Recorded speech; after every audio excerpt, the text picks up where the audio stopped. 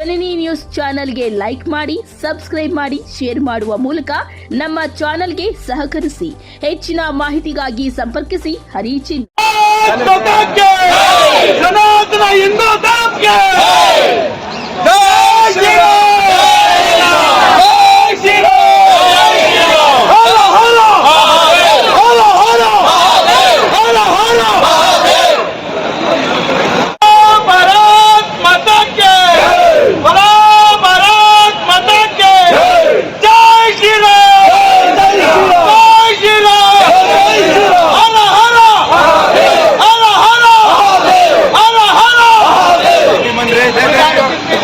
ಬಾಬಾ ಸಾಹೇಬ್ ಅಂಬೇಡ್ಕರ್ ಅವರಿಗೆ, ಸಂವಿಧಾನ ಶಿಲ್ಪಿ ಡಾಕ್ಟರ್ ಬಾಬಾ ಸಾಹೇಬ್ ಅಂಬೇಡ್ಕರ್ ಅವರಿಗೆ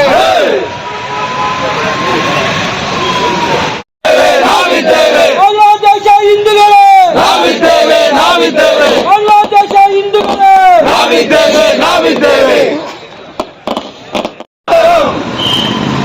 ಸಂವಿಧಾನ ಶಿಲ್ಪಿ ಡಾಕ್ಟರ್ ಬಾಬಾ ಸಾಹೇಬ್ ಅಂಬೇಡ್ಕರ್ ಅವರಿಗೆ, ಸಂವಿಧಾನ ಶಿಲ್ಪಿ ಡಾಕ್ಟರ್ ಬಾಬಾ ಸಾಹೇಬ್ ಅಂಬೇಡ್ಕರ್ ಅವರಿಗೆ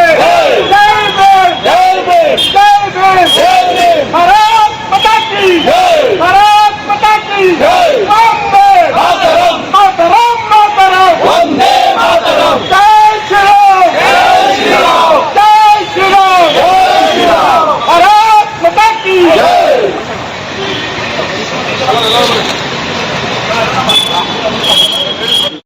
ಅವರನ್ನ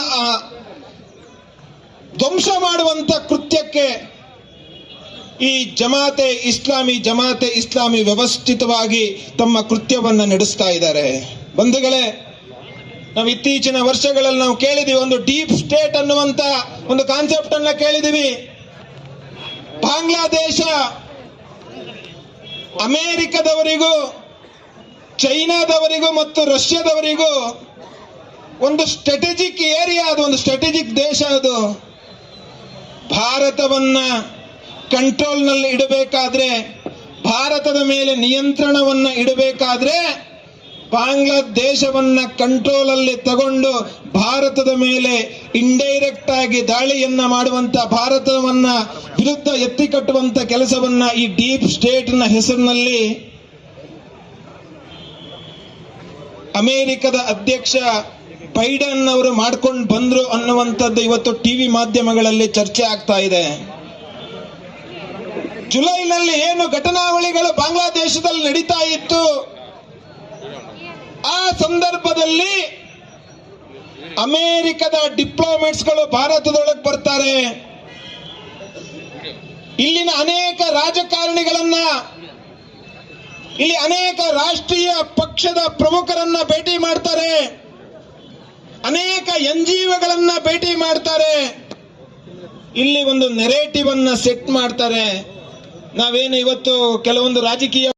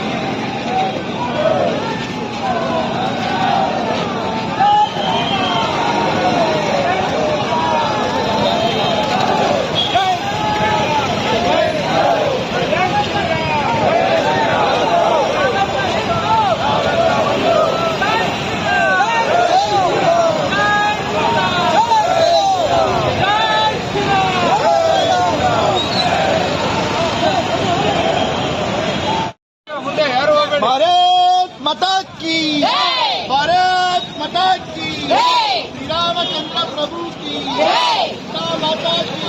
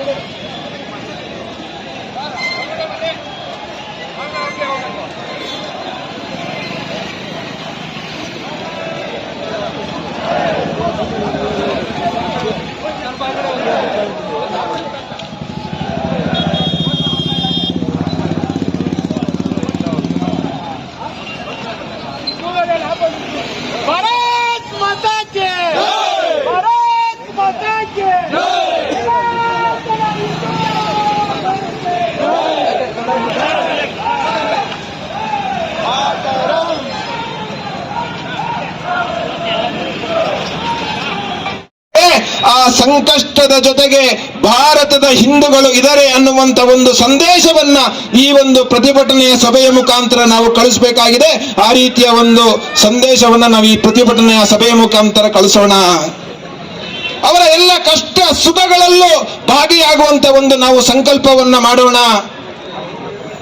ರಾಷ್ಟ್ರ ಸರ್ಕಾರ, ಕೇಂದ್ರ ಸರ್ಕಾರ ಬಾಂಗ್ಲಾದೇಶ ಹುಟ್ಟಿದ್ದೇ ಭಾರತದ ಭಿಕ್ಷೆಯಲ್ಲಿ